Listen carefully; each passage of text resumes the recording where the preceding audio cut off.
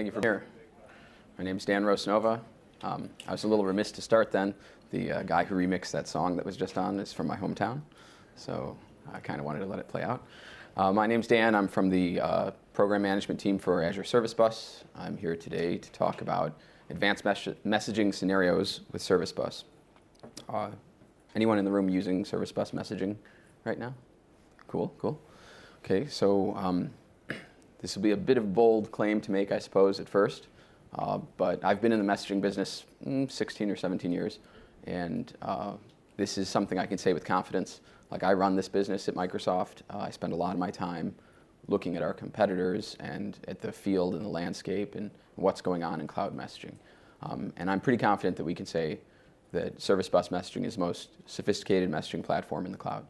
So that might seem like a bold statement. Does everyone know what I'm talking about when I say messaging, I guess, is the first thing to start with. It's not this. So if you're here for this, I'm sorry, you've made a mistake. Please go to another session and enjoy it. If you're not here for this, though, that's good. If you're here for, that door was open. I thought someone was actually leaving. Oops. So messaging is really about decoupling. It's about decoupling and asynchronous communication. So decoupling from a temporal aspect, even from a format aspect. And we're going to spend the next hour talking about this type of decoupling, about what messaging really is. But before we start, I kind of want to start off with why would people use messaging? Because this is actually, it's quite interesting. In the messaging space, there are a lot of companies involved, but we're not really competing with each other. We're more competing with people not using messaging at all. People doing point-to-point stuff, point-to-point integration. So what would you use messaging for? You use it for increased availability. And this can be a lot of levels. Things like load leveling, things like decreasing latency between components, because you can do async or parallel. So you can scale out with this easily. You might use it to protect components from each other. You might have some components that are faster than others, or you want to have some sort of gateway that will stop floods from coming into your downstream parts of your system or your network. You can provide elasticity with messaging. That's a really common case. That's actually where people usually start with. And you can overcome temporal coupling, which is, if you think about like the principles of loose coupling, this is actually one of the worst types of coupling that happens in software systems because it's so ingrained in what's happening. You get this idea that, well, you can do all this fancy stuff to decouple interfaces and flow and other stuff, but if you don't address temporal issues, you're still tightly coupled together. So like order of operations would be a good example of temporal coupling. And you can do a lot of protective stuff with messaging, like limit the propagation of changes throughout your topology. So if you have a lot of machines communicating with each other, some doing certain roles or doing certain pieces of work, you can use messaging to make sure that when you change one of them or one role, it doesn't change everything. And finally, you can use it for simplifying programming models. We'll talk about this a lot because at first it doesn't seem like messaging might be that simple, but it's usually simpler than doing other stuff. So let's talk real quick about common usages for messaging. Order processing is like a really good canonical example. People do order processing with messaging all the time. Actually, it's one of the things we use as a team to make sure our service is working correctly, is a big website-based order processing system. Workflow is another. So we'll address this as well. Integration. Integration is like the place where messaging started. Async programming, eventual consistency. Anyone in the room familiar with that concept? There's a little company in Seattle on the other side of Lake Washington that was really big on that. They kind of created the cloud. So if we look at the history of messaging, this goes back over 30 years. So some messaging systems are even older, but really what we think about as enterprise messaging or modern messaging kind of started in the 80s. And you can see this timeline of all these things that are happening through here. And some industries that are using messaging, big users of messaging, industries I've worked in actually for all of these. And so some of the things you're doing with them are things like in financial services. Messaging really took off actually for trading platforms in financial services. That's what the predecessor of TIBCO did. So things like interbank transfers, fulfillment of trading orders, settlement, pricing updates and quotes. I know when I'd worked with the Chicago Stock Exchange like 10 years ago, they were doing like 100,000 quotes a second already. So like they're, that might, actually it's kind of funny now, that sounds like a small number, but at the time it was a huge number. So they're doing all kinds of stuff. utilities and telecommunications, a lot of messaging going on there, really for integration. A lot now, more modern stuff, like for command and control and smart grid type stuff. Logistics, this has always been big on messaging. I mean, this is how the world works. This is how you can track all of your stuff, like when you get a package sent to you. Insurance, actually another big area, because they're doing things like enrollments and claims processing, and a lot of that happens through messaging platforms. So you could think definitely in this space, it's going to be things like MQ series. Healthcare is another big one. Healthcare's got a lot of stuff going on, medical records. I know this has been a big thing in the US lately. We're kind of behind the times on that. Quality care metrics is a big thing that's happening with messaging, so that the providers are reporting to the government about what's going on. And then finally, government, the last user. Yeah, I'm not going to talk about that.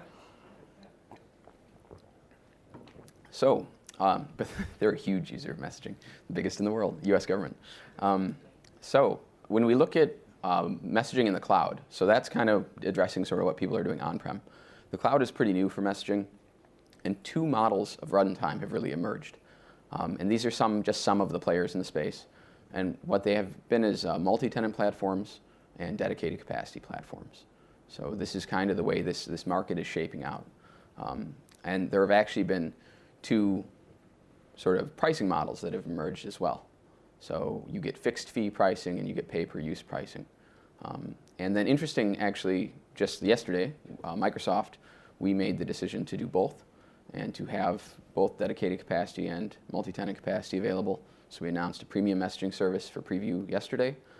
All the stuff we'll talk about today works in both platforms, and you just choose which one's most appropriate for your workload and your tolerance for both cost and noise. So what are people doing with messaging? I covered this one a little bit yesterday. A lot. They're doing billions of messages a day. Our average for queues and topics is about 8 billion a day. For Event Hubs, it's like 60 billion. So they're doing a lot of stuff. And these are kind of the common messaging patterns that we're going to talk a little bit about, and the features that we give to support them we'll talk about next. So things like load leveling, filtering, taps, logging, workflow, partitioning, fan out. Claim check is a really good one. You want to send a big message. We don't do big messages, and there's a reason for it. Things like scheduled delivery. Again, some of these are going to be about temporal control, which is, again, to this decoupling thing. All of this will have something to do with decoupling in one way or another. And these are some of the topics or features. I shouldn't use the word topic. That's overloaded in this case. Some of the features that we have in Service Bus for messaging that they're going to enable you to light up all those use cases. So things like poisoned message handling, things like forward to or sessions. We'll talk about what all of these are during this session. All right, so now I want to talk about how do you get these features into patterns like what you're trying to accomplish. So let's talk first about basic queuing. Very simple basic queuing stuff. I'm going to show code, but we're not going to open up Visual Studio or do anything like that. So this is creating a queue. The first thing you need is a namespace. You can do that in Portal, whatever, doesn't matter. You can create it programmatically, but you need a queue to send stuff to. And we give you some tools to do it with, like this idea of this namespace manager. That's we're not that creative. The names kind of reflect exactly what they're doing. What would you expect that class to do? Yeah, probably to manage namespace. So use it to do things like create queues. In this case, you can check if a queue is there. It's always good to programmatically create stuff and check if it's existing or not. You don't want to have a big sort of rat's nest of manual steps you have to do to get your system up and running.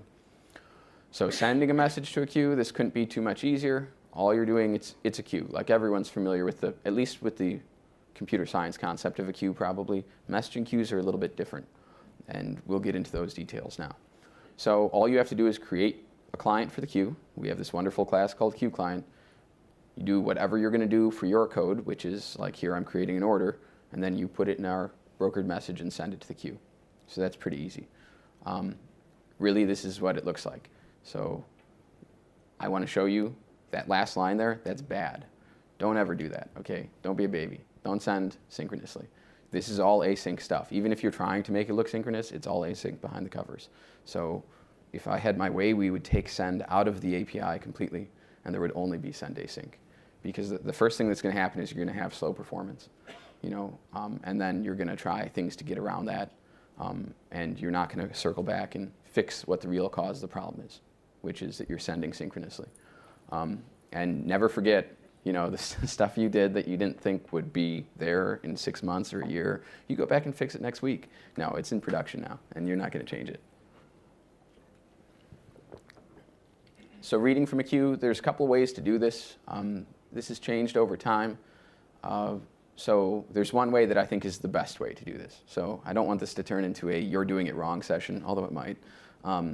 So the way that I would encourage people to do this is using this message pump feature that we have into our .NET client. So here that's the same queue client, QC, and onMessage is giving you a hook to put in a Lambda that will call back to you, so you don't have to call receive all the time on our client. Everyone know what a Lambda is? If you don't, there's probably some other good sessions here that you should go see. An important thing about message lifetime here is you got to complete the message. So this is how this is different from like a programmatic queue, is you're just in a computer science queue, you're popping stuff on and off of a stack or putting it in and out of a queue. Here, queues have a lifetime. It's a competing consumer model. You have to pull the message out. You're automatically getting a lease on it. And if you don't complete the message, it's going to end back up in the queue. We'll talk about what that means in a second. So the cool thing with this is that this Lambda, and you could point it to a function of your own, or you can put all your code in line, however you want to do it. This is going to get called every time a message comes in. So now instead of us making you do a pull model, we're actually effectively doing a push model. And make no mistake, there is a message pump going on in the background. So it's still polling and stuff. But this is way, way easier. Really, if you're not doing this, you should. We even give you some options for it, like how many concurrent calls you want it to call back to you at a time. That's a good one, so you don't blow out the memory or CPU on your machine. And if you want to auto-complete messages when the Lambda goes out of scope, that's a cool one too. So let's talk a little bit about messages. Now we know what a message is. And how to send one. There's this idea of message properties. So a lot of this stuff that I'm talking about so far is not specific to Service Bus. It is going to be the same for MQ series, it's going to be the same for TIBCO, it's going to be the same for RabbitMQ. So not only do you have like a message, which there you could see I was loading the body of a message before, you get header properties for a message. And so in this case, the properties bag is primitive types that you can put whatever you want into. And you can use them later on to do things like control routing, or lifetime, or things like that. And here you can see I'm putting just in some string value and some decimal value. So now I want to talk about things that are Service Bus specific. So have you ever seen a website that had this? Like, that is just a massive failure. There are a lot of ways to solve that, including just some JavaScript ways that make that ridiculous. It's something that you can solve other ways too, especially if you're not using a UI to communicate with your stuff. And it's about making your operations idempotent. So that's pretty important for consistency. If you're going to communicate that concept with friends and colleagues, I would encourage you to be very careful with your spell checker on that word. I have a whole collection of great embarrassing emails from people. All right, so this is duplicate detection. This is a feature we give in Service Bus that'll make this much easier to do for you. It's pretty easy here. All you're going to do is when you create your queue, you're going to show these two lines in the middle, which are that it requires duplicate detection and how long you want that duplicate detection window to be. So what we're going to do is look at the message ID of every message that comes in, and you set that property to whatever you want. You can do some pretty slick stuff. You can do a hash of maybe the stuff in the cart. You can solve that problem your way. But our way is that we're going to keep that list, and anytime a message comes in with value that's in that list in the time window you've specified, we're just going to drop the message. We're just not going to let it into the service because it's a duplicate message. It's kind of definition, right? So this is a very easy thing to do. You just turn it on when you create the queue, and it's there all the time. So if you have like chatty partners that you work with, or chatty systems, or things that are unreliable and send a lot of times, it's a good way to deal with it. You could do this yourself. I wouldn't. I'm very lazy, so if I can get anything to do something for me, I'll do it. Okay, so now let's talk a little bit about receiving messages. Like I made that look really easy, that on-message thing, it's all just magic, it happens. Well, once you get the message though, now you could be in trouble. Our client by default is using the data contract serializer, so that's like a kind of .NET WCF-y sort of thing. Not my favorite friend, but if you go and change your order class There are changes you can make that'll make it blow up when you try to serialize it or deserialize it. So like that's a problem. So you can actually end up throwing exceptions there, and oh, that sucks. So this is a good idea why I showed properties before. Anytime you're working with any messaging system, not just ours, it's a good idea to use header properties to say what's in the message. That way when you do versioning, other things, you can get past this. HTTP does this with content type, so like that's how it's given the clue of what you're doing.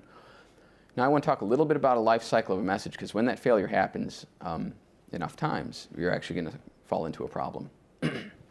When you send a message to a queue, it's going to go sit in that queue, get pulled out by some reader at some point, whenever that is, and then that message is going to be completed. They're going to call that complete call. If they don't do that, so they have an error, an exception they didn't catch, whatever, their client dies, they don't do it in time, we're going to put it back in the queue. The next reader is going to see it. So only one reader can see it at a time. They lock it. They have a lock on it. The lock is going to expire over time. If you don't complete it in that expire time, it's going to appear back in the queue so some other reader can read it. And we're going to increment the delivery count of that message. That's an important thing, because we do this by default already without even asking you. And once we hit a delivery count of 10, we're going to dead letter the message. You won't see it in the queue anymore. It's in a special dead letter queue. This is really a controlling thing. It's for poison messages. Like if we didn't do this and you had this type of problem, after a couple hours or maybe 100 messages, every message on the queue would be one of these poison messages you can never read, at least everyone on the front of the queue. So you'd never get to the new messages in the back. So there are a couple things to know here. It is designed for poison messages. It's on by default. That setting is 10. You can change it. You have to know that there's a dead letter queue. That's the first thing, because it's going to fill up. And the worst part is it'll take years to fill up. It'll probably take 2 or 3 years. You may not even work on the project anymore, and then stuff just stops working. You're like, well, there's nothing in the queue. Why am I getting errors if the queue's full? No, because there is stuff in the queue. It's in the dead letter queue. You can also explicitly dead letter stuff. So if you get a message and you catch an exception while you're processing it and you know you can't do something with it, you can just call dead letter on the message. Oh, hey, look at that, an example. And it'll dead letter the message right then and there. So you can take a proactive decision to say, don't even retry this thing. I know this is bad. Get it off of here. I cannot stress the importance of this. I should put it on like 6 more slides. This is the #1 cause of outages for people. It's awesome.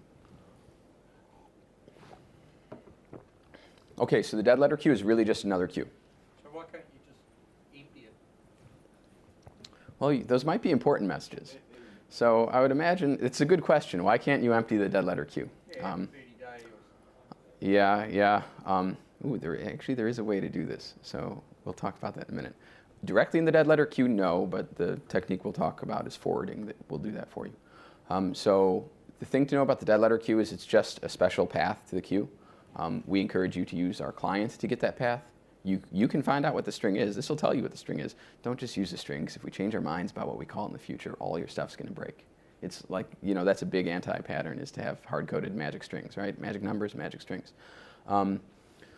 So yeah, the main reason we don't purge the dead letter queue by default is because that could be important stuff. Like if it was something like, I don't know, let's say transfers to your retirement account, you'd probably want to know that the money got there. And if it didn't, you'd probably want to know what went wrong and have someone go fix that stuff. But it is a common request we get. Good question. Thank you. Yeah, if you have any questions through this, just shout it out. Like, I live this stuff. You're not going to catch me off guard, I think. I don't know. I had a question before with the duplicate detection. Yeah. Did you get a message to tell you that duplicate messages? There's a question about duplicate detection. If we warn you that a duplicate message has come, no, we don't warn you at all. Be very careful with that feature. If it's not a duplicate, come up with a good, that's why we also don't give you a strategy to figure out what a duplicate is. Because it might not be the hash of the message, it might be something else. The next thing I want to talk about is temporal decoupling. So this is really kind of the heart of what queuing was all about. It's the idea that you're sending a message to some receiver that may not be there at the time that you're sending it. This kind of goes back to the bad old days of computing when machines went down at night for maintenance, right? And then if you had 2 machines in different time zones that had to communicate with each other, you'd be careful about their maintenance windows. So who remembers that, right? Yeah, that's awesome. I started on a VAX. That thing was down all the time. So scheduled delivery is one way to do that.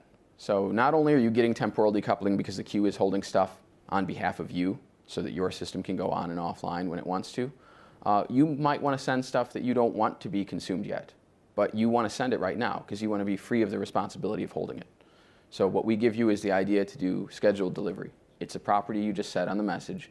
And what this means is it's going to go in the queue, but you're not going to see it in the queue. The queue size will increase a little bit, but the queue count, like the queue depth, will still stay at 0. And when that time that you set comes to be, and all our times are UTC, the message will show up in the queue automatically. So this is kind of cool because you can say stuff like, hey, send this in case I don't ever come back. So this is a good feature. You should think about this like for temporal control.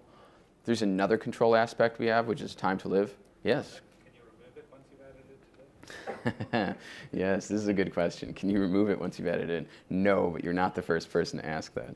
So that might be a feature in the future.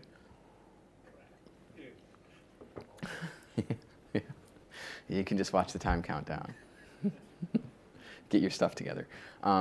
So TTLs, if you worked with MSMQ, is going to be pretty familiar for TTLs. This is just message expiration. So when messages expire, we're just going to purge them out of the queue. They're going to delete. They're going to go away by themselves. These are pretty useful things to have.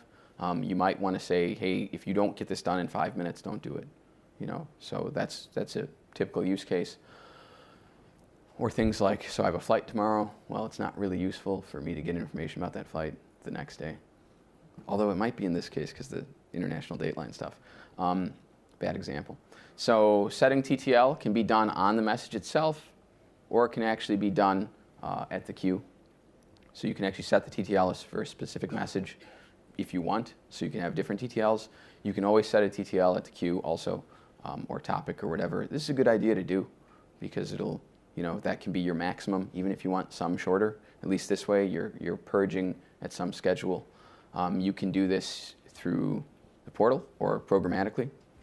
And then one thing, I don't know if this will show up too well on the screen, that second highlighted box is that by default, the messages just go away. So if you have stuff disappearing, you don't know what's going on, be careful with this. Like it will go away. You can choose to have the expired messages dead lettered. And they'll show up in your dead letter queue. And the reason, like when you dead letter, you actually can give, I think I showed that a few slides ago, you can give a reason for your dead lettering. We put in a reason that it's expired. So this is good because now you can have things that are in your dead letter because of reasons you gave, because the retry number has been exceeded, or because they've expired. So if message moved to the dead letter queue first, but it has a time to live, does it get removed from that? TTL and dead letter.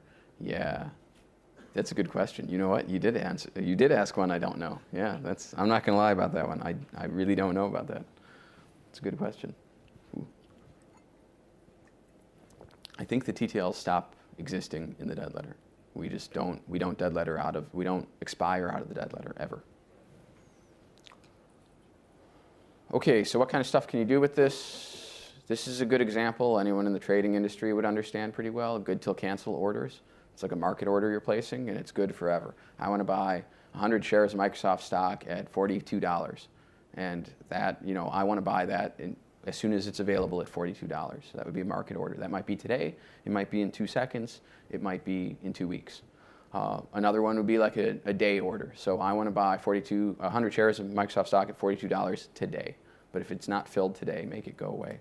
So you can kind of see why a lot of this messaging stuff comes from the financial services area, because this is really, really normal stuff for trading, sort of everyday stuff.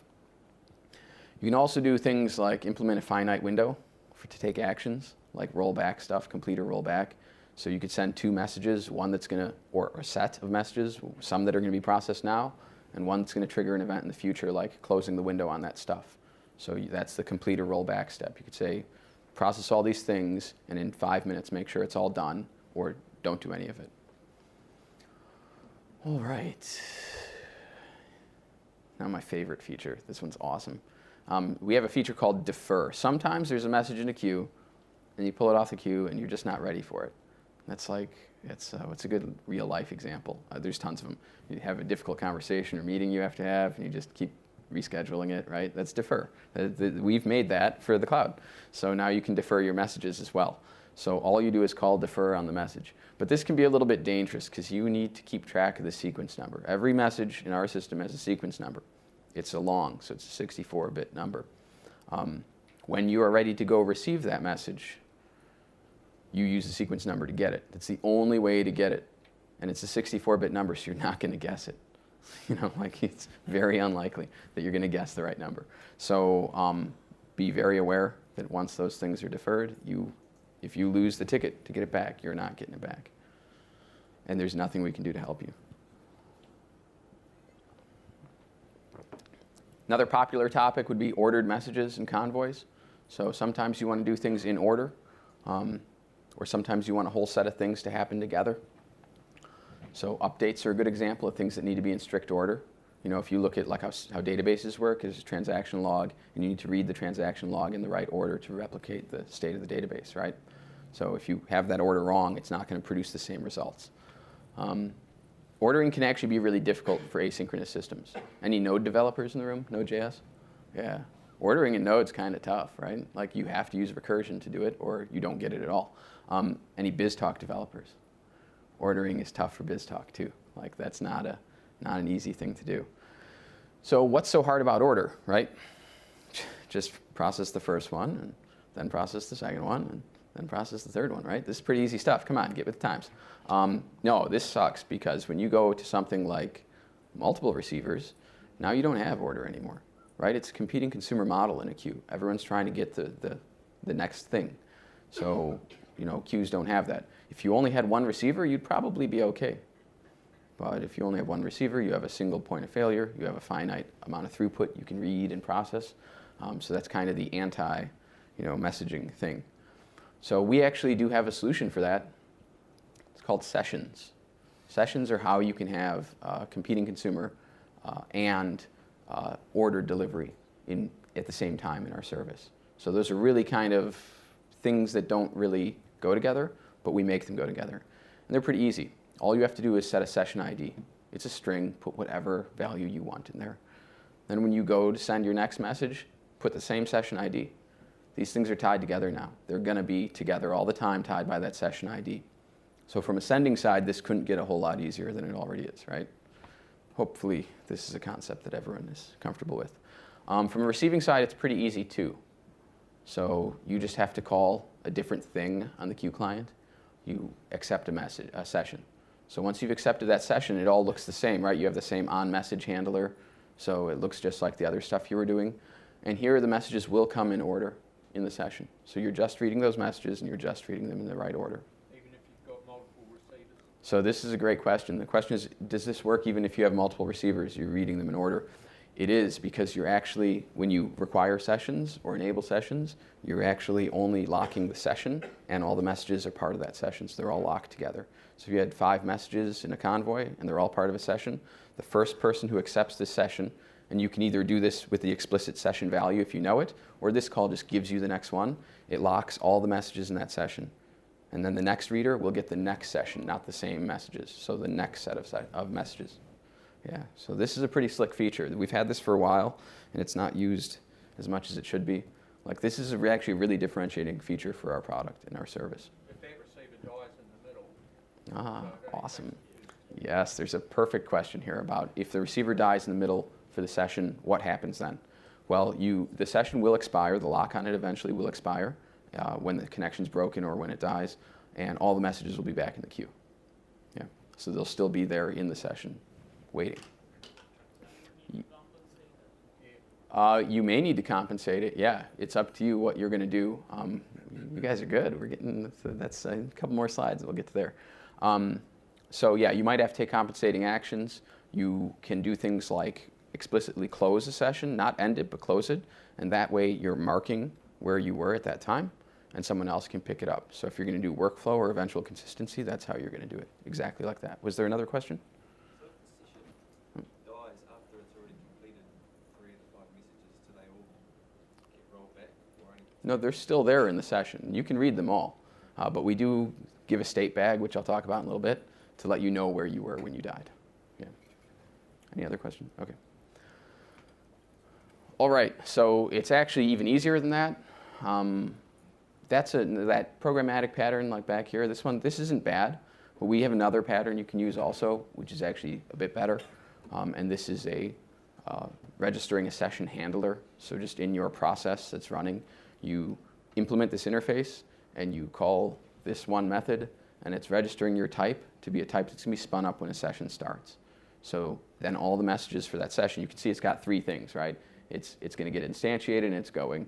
On message gets called when messages come in for that specific session, not any other sessions. It's tied. The session is tied to this instance of your class. And then there's an on-close and an on-session loss that'll get called if those events happen. So this is pretty sophisticated because it helps you model your whatever you're doing as a class rather than as a step of function calls. Sometimes just having the messages isn't enough, yes. Sometimes you want to know what you had done with those messages. You might want to keep track of where you are in processing. We have a session state. Session state's a stream. You can put whatever you want in it. It can get fairly big too. And so what you do here is you read it. You can put any serializable thing you want in there, and that's kind of your checklist of where you were. So if you know, hey, I have 5 messages, I'm going to keep track of which IDs and what I did for each of them. You save that all in the state, and you can read the state and write the state, and the state is tied to the session. So that if you died halfway between committing and you didn't write your session state, the next reader will see the previous session state. So if they died on step 3 without finishing, but it had completed step 1 and 2 and written to the state, the next session will see, hey, I've got session state that tells me that I'm on step 3. Usually you're going to do this with something like a list. Put a list in there, and you can see what were the steps that I actually accomplished. You can also use that to unwind what you've done. So that's your compensating actions for sure. For anyone from BizTalk, this is going to sound pretty familiar, I think. Yeah. Yes. Now, well, when you complete the individual messages, they are gone out of the queue. Yeah. So the individual messages can go away if you complete them, but you don't have to complete them. So you get a choice over it. If you explicitly call complete, they're done. But if you don't ever want to call complete, you can keep them there. They're tied to the session, and you can get all the messages and the state. So the state and the messages are separate. If you call it complete, then the next one becomes the initializing correlation. It's not quite the same way as initializing correlation. That if you call complete, when you re-establish a connection for the session, when you get the session back. So the question was, if you call complete, does the second message become the first message? Sort of. It becomes the first message when you connect to the session again and read the session. But it's not like an initializing correlation. That means something real specific that it's not. The session already existed outside of that message. So, cool. Good questions. All right. So, competing consumers are a really good idea for scale. They're a good idea for availability and throughput. You can do strict ordering with competing consumers if you use sessions, and we give you the tools to do that. If you caught my talk yesterday, you'll know why some of that topics were important now, considering availability. If you didn't, go watch it. So if that wasn't enough to convince you, this all gets back to eventual consistency, right? So you can already think in your mind, like, how could you build an EC model on top of this? Our team already did. So it's Durable Task Framework. It's actually used by a bunch of other Azure teams within Microsoft to do their own deployments and stuff. That, you know, when you're trying to deploy 1,000 things, it's a bit harder than trying to deploy like 5 things. You know, 5 you could probably implement yourself. This is a really good eventual consistency framework. It's very easy to use. It's for code-based workflows. So purely code workflows. There's no designer. There's no point and click. It's just code. But it's going to look pretty familiar to a lot of people who've done like BizTalk type stuff. So one of the next things I want to talk about is bidirectional communication. So far, everything we've talked about is pretty easy, right? It's just one direction. We have a lot of options for you to do. Oh, yes, question? Still on this, do you have a concept of succession messages? When you push an update of the same thing multiple times, and the receiver is only interested to see the latest one, obviously, and it is not coping with a queue, can be dropped. So basically, the question is about succession. It really means, I think, priority, right? Like, can you skip messages and just get the last ones? Last one at the Yeah. same time. No, we don't. Yeah, you're going to get the whole queue. Still have to Yep. Good question. Any others while we're here? All right, one more question. Yeah, you're going to cover transactionality. So if I you- will. Yeah, absolutely. That's the second to last slide, I think. Might be the last. Bidirectional communication. So yeah, right now everything's been kind of one directional flow. It's kind of the ideal in the messaging world, right? So simple approach is that you could have a request queue and a response queue. That's pretty easy. This is kind of what people did with MSMQ. You can just send messages one way and then the responses go another way. They're going through separate queues. Each sender knows about the queue that they're supposed to send to and the response queue they're supposed to read from. We even make this pretty easy for you to do. We give you a reply to property on a message, so you can say, hey, when you get this, reply back to this. And that's not like a full FQDN, it's an entity within that namespace. So it's a queue or topic within that namespace. It's all local within namespace. Namespace is kind of a security boundary, that's why. So this is a good tool for doing that. But it's not the best tool, because there's some limitations with this, right? So there's no direct correlation between sender and receiver. You know, you're listening to the receiver queue. If you have more than one sender and more than one receiver, you're not going to get necessarily the right messages back. You also might need a whole lot of queues. So if you want to have that affinity, you would need a response and request queue for each sender and receiver pair. And that's going to pile up pretty quick. You can do it. I mean, you can. Or you could use your own properties to try and do some of that stuff, or write your own stuff to do some of that. Again, I'm lazy. I'm trying to avoid anything I don't have to do. You can use sessions for this, actually. So this is a very good use for sessions. Sessions aren't just about convoys. They're about things like making asynchronous stuff look synchronous. So using a session, you just use the same queue. And the requests and responses go through the same queue. And it's going to look pretty simple here. You know, you're going to see, hey, I'm creating a session. I'm setting it as the reply to session. And then I'm sending the message. The receiver then is going to, and then I'm calling accept on that same ID I put in the reply to. So now I'm going to sit here. This is actually, you can see, it's got a time span. So it's going to wait 5 minutes in this case for a session. And if not, it's going to throw an exception out of that. So that's the time I'm willing to wait. This is actually kind of cool, too, because it lets me have control over how long. Do I want to wait for Godot here? Do I want to just wait forever? No, I probably don't. I mean, you might want to, but probably not. I'm also an impatient person, so I don't want to wait forever. I usually would have put 5 seconds, not 5 minutes. So like, this is a good control mechanism you have for saying, I want request response in an asynchronous system, but I want to know if it's not working. You know, like that's a really big problem for things like using HTTP. You're just waiting on it. HTTP is a strict request reply protocol, and you're just waiting for the reply. So that kind of is a bummer. We don't use HTTP ourselves. Our service has an HTTP facade on it, but we're actually using AMQP, the Advanced Message Queuing Protocol, for the service itself. It's an ISO and OASIS standard, an IEC standard also. It's used by Red Hat for their messaging system. It's used by like 6 other vendors. So it's something that I would encourage everyone to learn a little bit about. It is a protocol made for messaging, and that's why we use it. Yes, question? The question is, what version of AMQP are we using? The only ratified version, which is 1.0. So that's the standard. So RabbitMQ has not made that jump. Just in the last few weeks, they were actually starting to think about it. So we might get them on board there finally. Responding is easy too. So you can see when you receive the message from this, you can say, hey, I'm just going to take the reply to session from this, set it to the session ID on the message that I just pulled off that I'm going to send back as my reply, and send it. It's that easy. Because the top segment of code is already waiting for that session ID. So when it comes, the on message for that top section is going to fire. Yeah. Yeah. All right. Cool. So this is all just queues, right? This is actually the easy stuff. We're just starting here. So next I want to talk a little bit about publish, subscribe. So this is really cool stuff. This is, for the BizTalk people in the room, this is going to look really familiar. Even for possibly MQ series people, it might. So this is our pub/sub system. It's topics. We now kind of call both queues and topics just messaging because they're all messaging.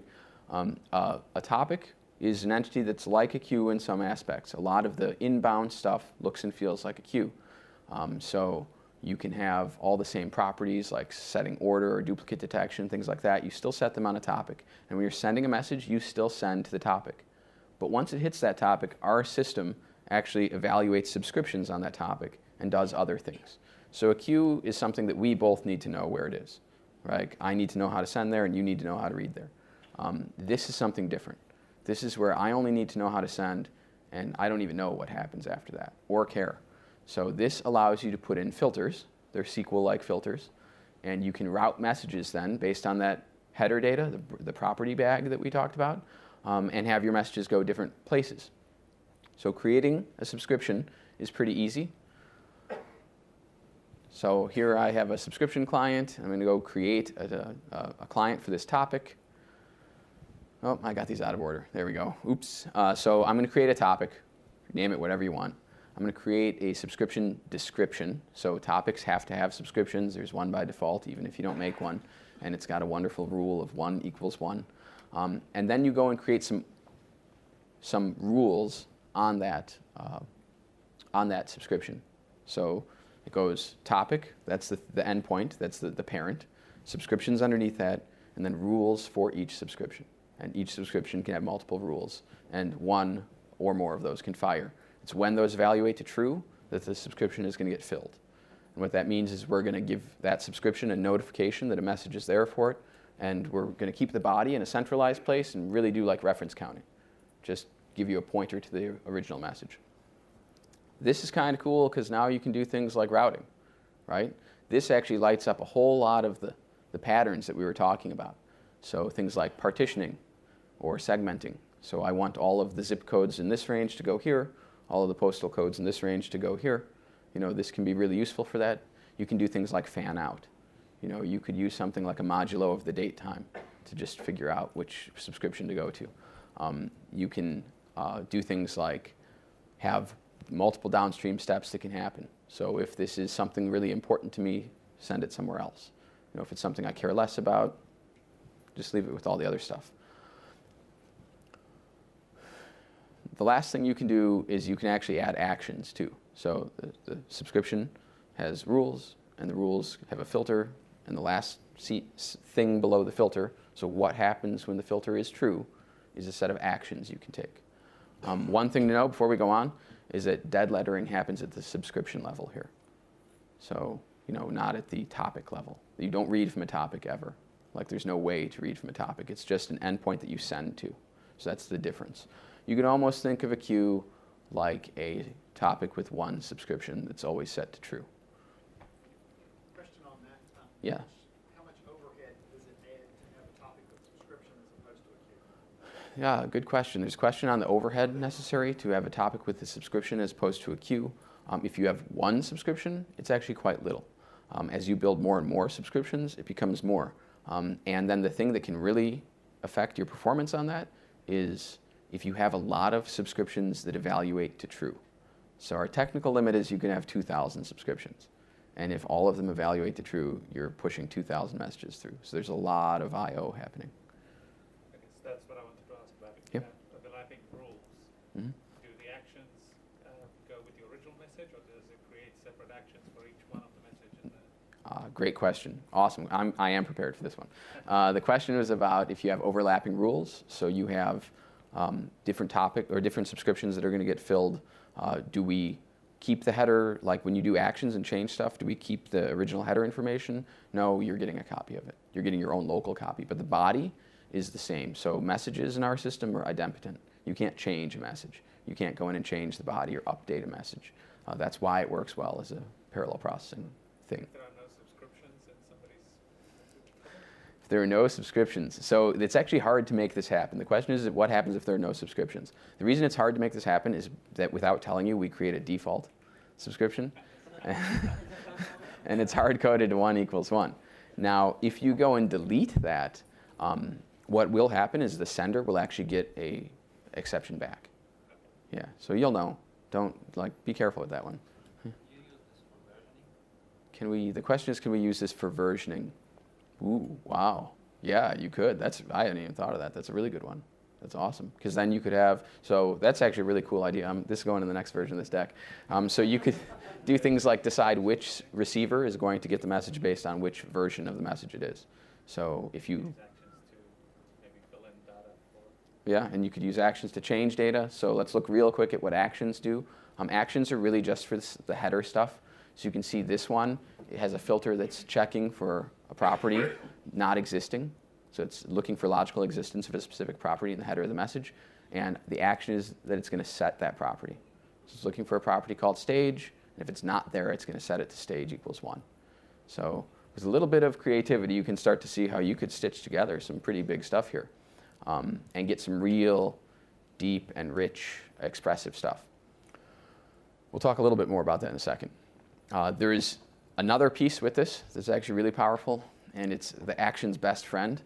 It's forward to. So forward to is actually done at the subscription level.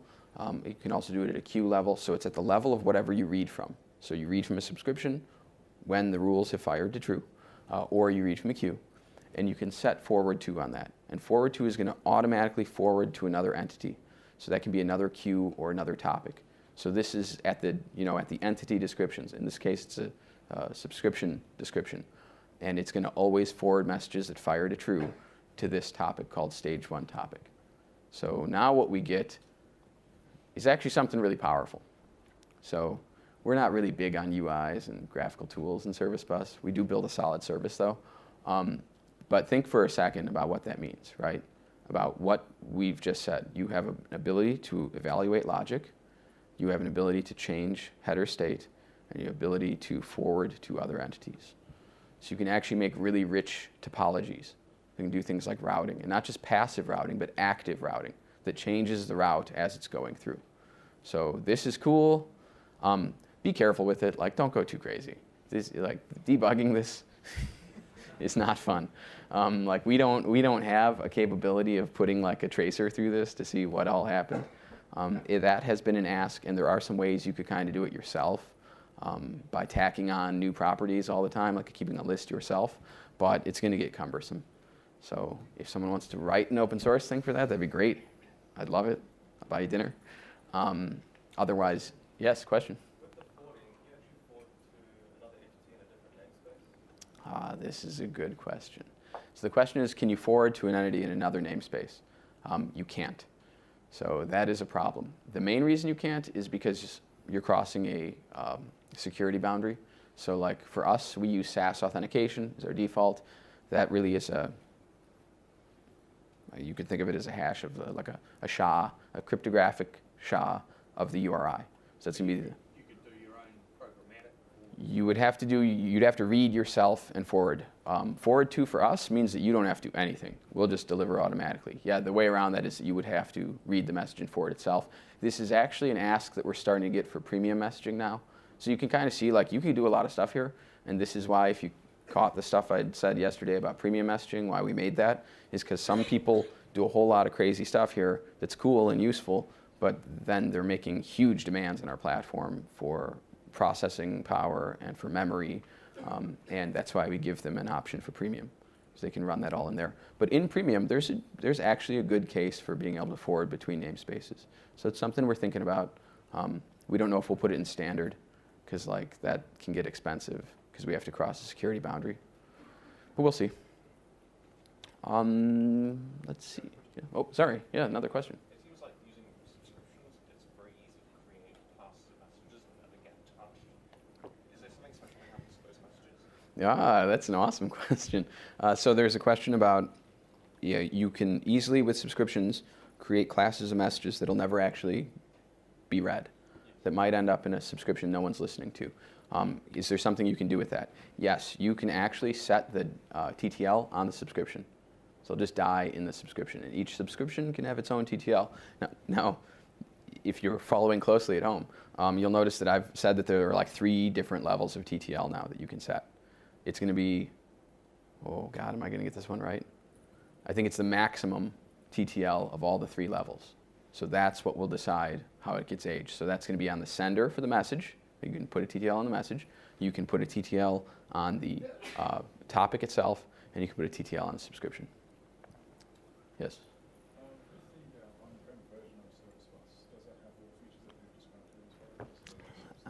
The on-prem version of Service Bus. We do have an on-prem version. It's a little bit behind the times, yeah. It has almost all of these. I think it has all the ones I'm talking about right now. Yeah, because most of these features have been out for a few years. We just haven't done a really good job educating people about them. That's why I'm here. Because, yeah, all this great new stuff, right? No, it's not really that new. Yeah. Yes, we do have sessions in the on-prem version. You know what's not in the on-prem version is that thing for registering a session handler. That's not there. But that's just client-side. If you really, really need it, please let me know. We can possibly put it in, because it has nothing to do with the server. All the capabilities are in the server. It's just a different client. Good questions. So now another thing with forwarding. You can actually forward dead letters. So this is a pretty cool concept, too. So you can have a dead letter queue that you automatically forward somewhere else. There was a question about aging stuff off the dead letter. This is how you can do it.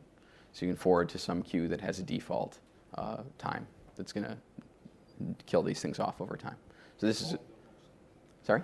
Log them and then allow you to... Oh, it'll allow you to do something, but if you turn on dead letter forwarding, it will just blindly forward to the next queue, and you have to decide what you're going to do with that queue. You can put a TTL there. It's not a bad idea. One thing that's nice about this is that this will keep your dead letter small for your operational queue or topic. So you won't get to this thing where, hey, it's full and your writes fail.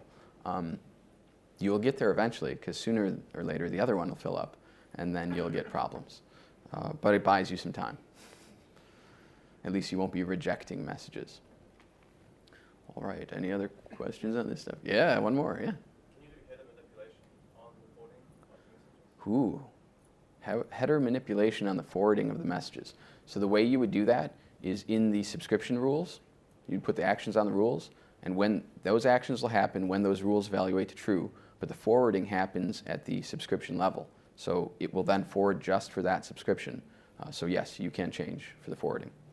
Very good question. That is a deep, deep topic. Yes? Do we have a queue state notifications? Do we have a queue state notifications to be able to shut down receivers when there's speed them up and there is something? There's a question about the queue state notifications. Not exactly, but what we do have is we're pretty well integrated with compute in Azure. So if you're using compute to do your reading and writing from queues, which is really, really common, and a lot of our samples talk about, you can actually auto-scale your compute based on the depth of the queue. Yeah, so that won't actually shut down the one receiver, like you probably want one, but it will help you scale up and scale down. And the scale stuff in Azure with compute and with websites is awesome. Like, it is really a cool feature, because scale up is important. You probably don't want to be dropping stuff. You can scale on queue depth. You can scale on CPU or memory utilization. And obviously, we like scale up because you're using more Azure. We also like scale down because it's going to help you not waste money. Like, if you want to talk about what it's like to run a cloud service, I'll chew your ear off all day. Like, I'm super concerned about cost and everything like that, and you should be too if you're building a cloud platform, because that's going to be your profit margin, or a big piece of it, and you don't want to waste money. So sort of a related question, can you spin up new queues based on stuff that's come in? Yeah. It's sort of a two-way model. Yeah. So this is a really good question. It's, can you scale the queues themselves, or can you scale out and create more queues automatically? No, you cannot. No. So you have to explicitly create queues. Yeah. That said, though, if you look at something like in our premium offering, you will be challenged to read and write from that queue to its full potential, because you can scale it up to doing like 20,000 messages a second. So if you need more than that, we can make it a bigger chunk. It's just, it gets kind of costly then. But yeah, so I mean, the best thing to do if you really need scale is to go to premium. Let's see, this came up. Transactions. Yes. All right. We do have transactions, actually, and it uses the system transactions transaction scope. It's like the normal .NET transaction scope stuff. There are some rules to this. You can only work with one entity at a time.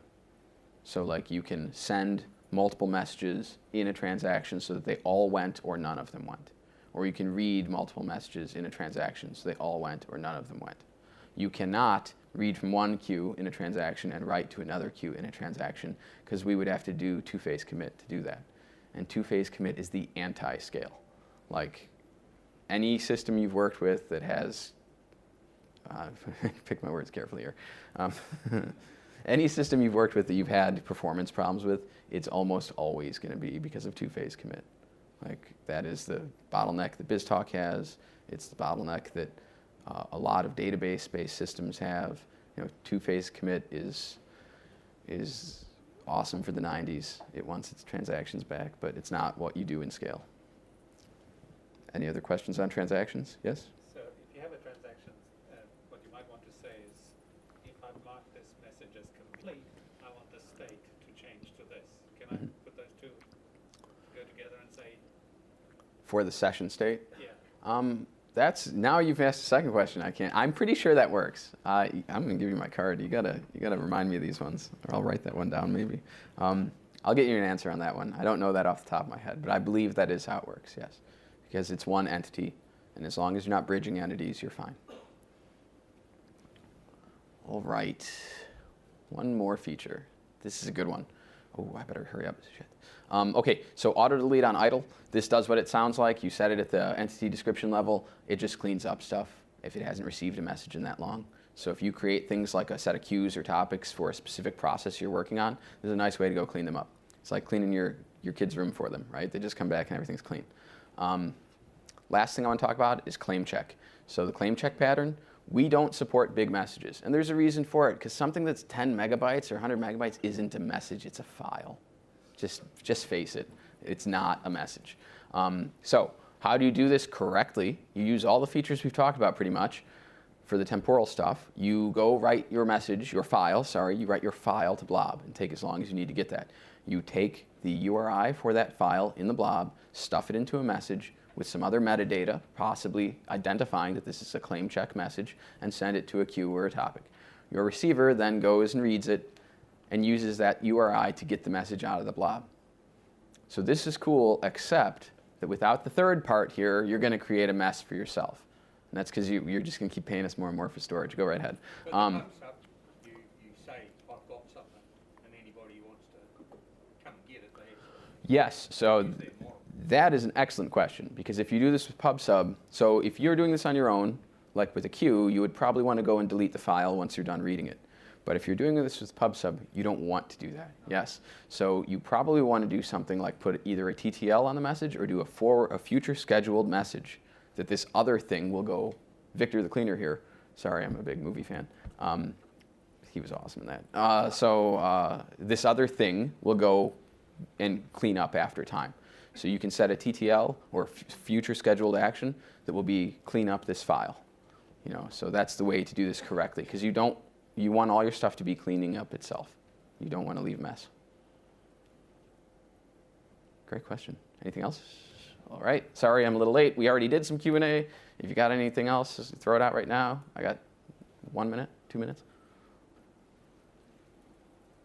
All right. Yeah, cool. Nice. Everyone going to go home and use Service Bus now? Yeah, come on. It's easy. Key takeaways real quick. This really is the most sophisticated cloud platform. We didn't even cover all the stuff today. So if you think it's not, please let me know. I will prove you wrong. There's a lot we didn't cover. Check out how affordable it is. Like literally, you can do 1 billion of these things for like $10.